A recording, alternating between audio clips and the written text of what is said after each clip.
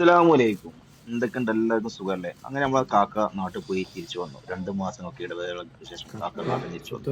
നല്ല മൂലിയിറച്ചിയും അതിക്ക് പറ്റിയ പൂളയും പിന്നെ നെയ്ച്ചോറും കൂട്ടി നല്ലൊരു ഭക്ഷണം അത് കഴിക്കണം. ഇതാണ് ഒരു പ്രവാസിയുടെ കൊച്ചു കൊച്ചു സന്തോഷങ്ങൾ നാട്ടിൽ പോയി വന്നാൽ. മാറില്ല കേട്ടോ. നാട്ടിൽ നിന്ന് കൂടുതൽ സാധനം അതിന്റെ ടേസ്റ്റ് പറഞ്ഞല്ലേ അല്ലേ?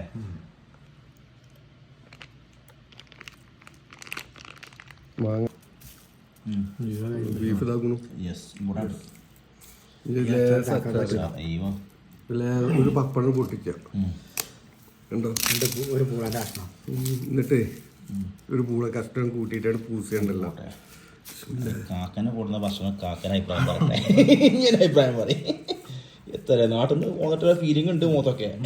നോക്കണ്ടെന്ന് നോക്കണ്ട എടുക്കുക. കുറച്ച് പപ്പടം പൊട്ടിച്ച പൂളിയും ബീഫൊക്കെ ഉണ്ടായിക്കോട്ടെ. അങ്ങനെയല്ല എന്നാലും കുറച്ച് എടുക്കുമ്പോൾ കുറച്ച് ഉണ്ടായിക്കോട്ടെ.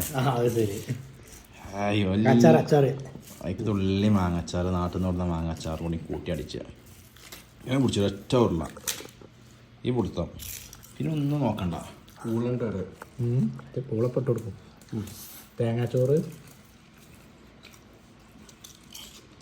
പപ്പടവും പൊളിച്ചു അടിപൊളി.